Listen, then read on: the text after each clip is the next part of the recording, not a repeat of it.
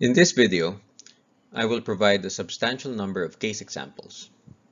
These would be normal and pathologic examples relating to the gallbladder, biliary tract, and liver sonology.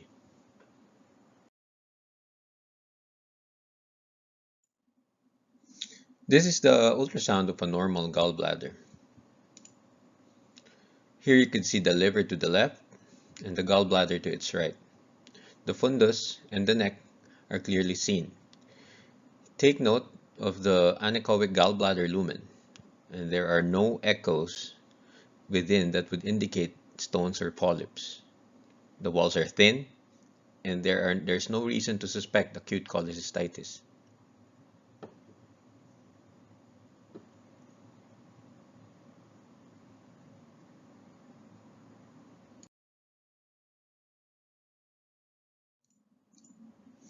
Here is a clip detailing the sonographic relation of the gallbladder to the portal vein. This is sometimes known as the exclamation dot sign. As previously mentioned, this is a reliable marker in locating the neck of the gallbladder. The dot is the portal vein and is seen at the left-hand side with echogenic walls, connected to an echogenic structure here, the median lobar fissure, which is in turn connected to the gallbladder. The inferior vena cava is also seen inferiorly.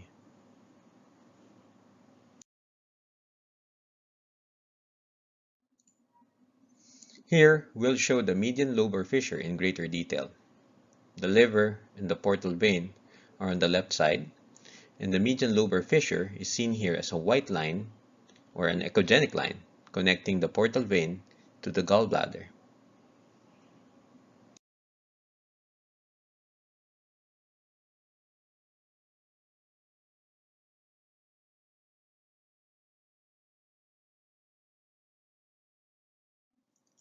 The Mickey Mouse sign. The Mickey Mouse sign is best obtained with the transducer in transverse orientation below the subcostal margin. The portal vein represents Mickey's face. The common bile duct makes up the lateral ear, and the hepatic artery the medial ear.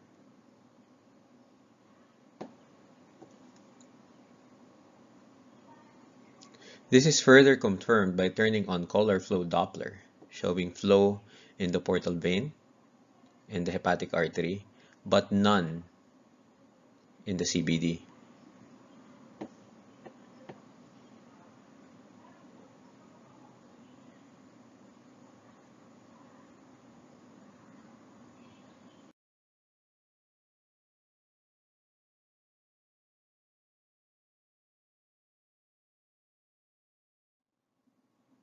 This is a dilated common bile duct. Now with the collar Doppler turned on, we could see the portal vein demonstrating flow, and directly above, parallel to it, is the common bile duct. This is a patient with distal common bile duct obstruction from periampullary cancer. Now, the common bile duct here was measured to be 1.2 centimeters, indicating common bile duct dilatation.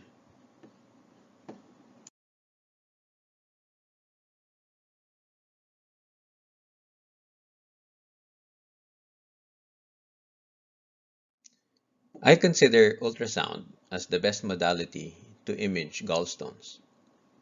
In this image, one can see typical gallstones layering on the posterior wall of the gallbladder. These echogenic gallstones also create posterior sonic shadowing, and this is often seen in pigment stones.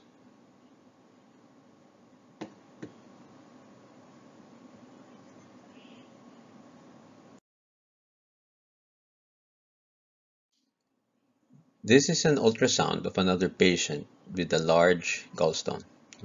The gallstone is echogenic with posterior sonic shadowing. When the patient is made to move, the stone is also seen to move from the neck to the fundus.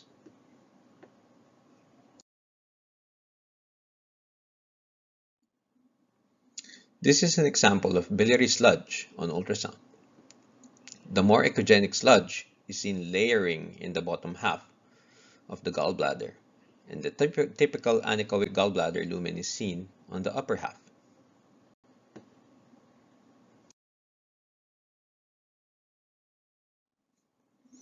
In a patient with acute cholecystitis, thickened gallbladder walls are seen. The walls here are definitely more than 3 millimeters in diameter and demonstrate double walling caused by edema fluid in the walls. Also evident are gallbladder stones layering on the posterior lumen of the gallbladder.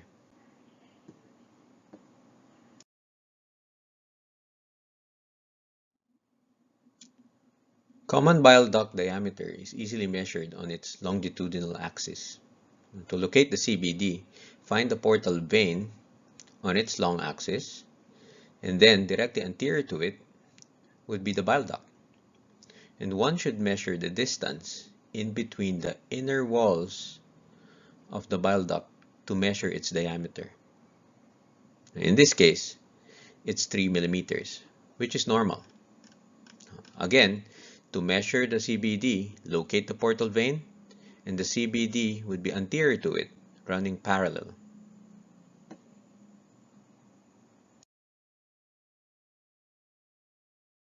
Some confusion may arise when the common bile duct is dilated. Now, without color Doppler, the dilated CBD and portal vein would actually look very similar, both with echogenic walls and anechoic lumen, and lie very close together. Now, with the help of color flow Doppler, the portal vein is easily distinguished by having color flow, whereas the common bile duct does not.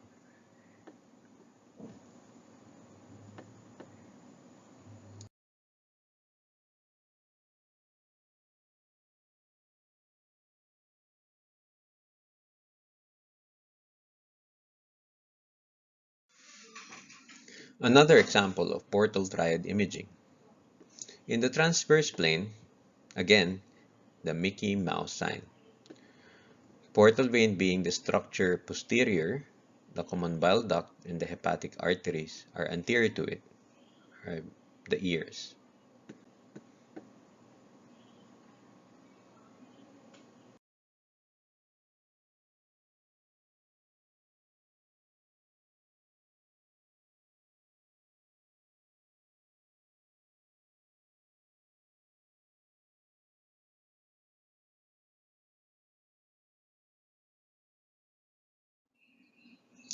Cholecystolithiasis with bile sludge.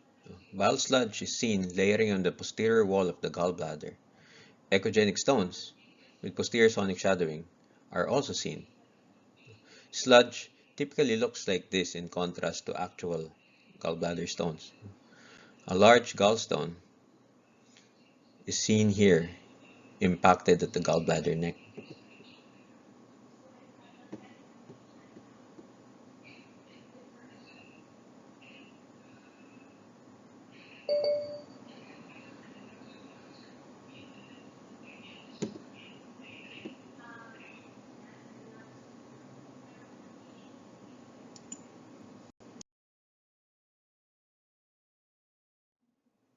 It is very important to image the gallbladder in its totality to avoid missing gallstones.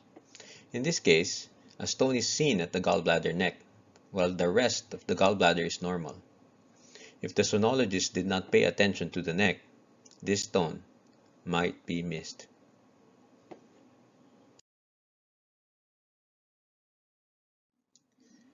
In some cases, the gallbladder lumen can be completely obliterated and replaced by stones. One would not be able to see the typical anechoic lumen, like in this case. And in these cases, the west sign is observed, which is wall, echo, and shadow. That's the west sign. Wall, wall of the gallbladder, and then echo from the stone, and posterior shadowing from the stone. That's the west sign.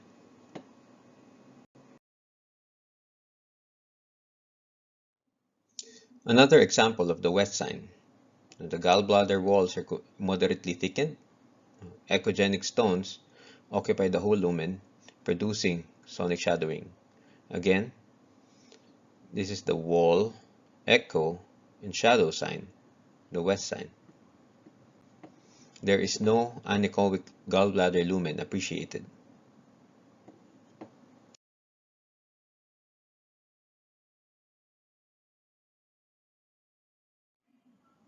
Gallbladder sludge is seen completely occupying the lumen of this gallbladder. It is isoechoic relative to the liver. Further near the neck, though, a stone is also seen.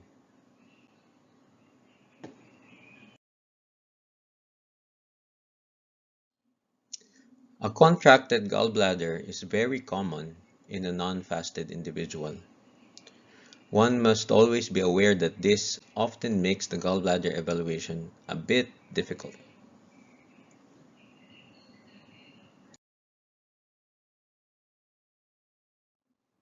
In this example, anechoic fluid is seen outside the gallbladder. This is ascites. The gallbladder walls often appear thickened in these situations because the gallbladder walls imbibe the ascitic fluid. One must not mistakenly interpret this as acute cholecystitis.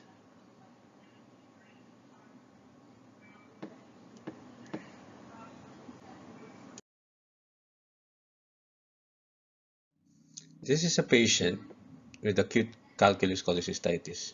In addition to the thickened gallbladder walls, one appreciates the presence of free fluid around the gallbladder. This is pericholecystic fluid, and this is indicative of a more severe acute cholecystitis.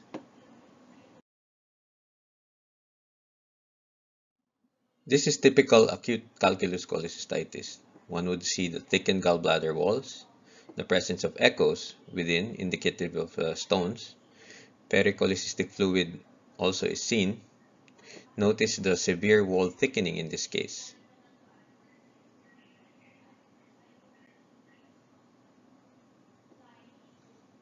The common bile duct here is seen also, which I think isn't dilated.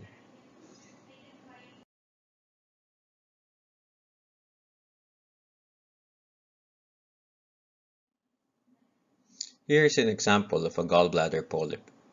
Gallbladder polyps look very much like gallstones, but they do not cast a shadow, are attached to the wall, and meaning they do not move in relation to the body position. This is a very common finding to see.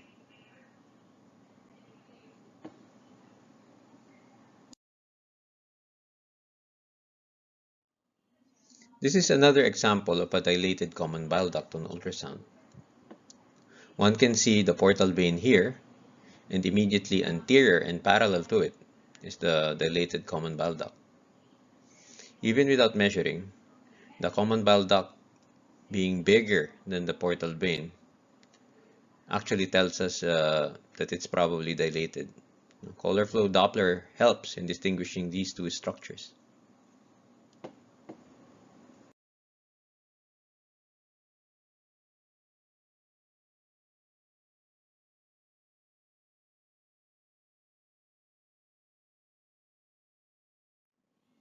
Sometimes we are lucky enough to see a distal common bile duct stone, and in this example we see a severely dilated common bile duct.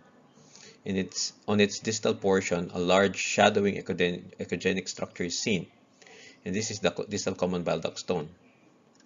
Also seen here are dilated intrahepatic ducts due to the biliary tract obstruction.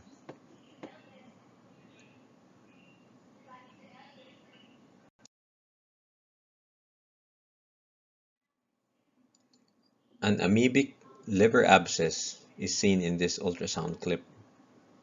Notice the echogenic outer walls. And within the structure, the fluid is slightly echogenic. This distinguishes an abscess from simple cysts of the liver. Also, on Doppler, there is no flow noted within.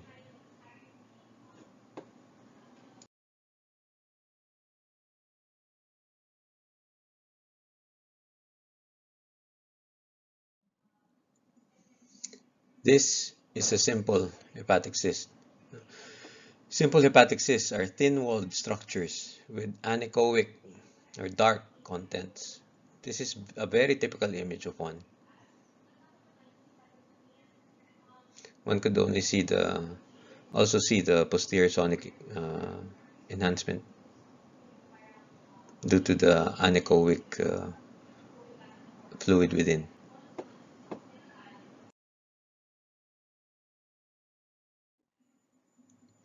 To demonstrate fatty liver changes, one must evaluate liver echogenicity.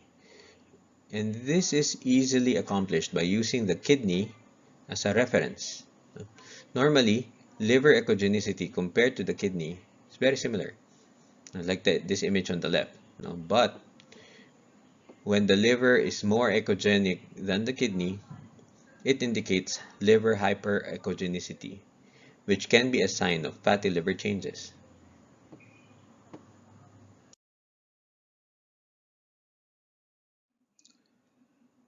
That was the last of my case examples, and thank you for your attention.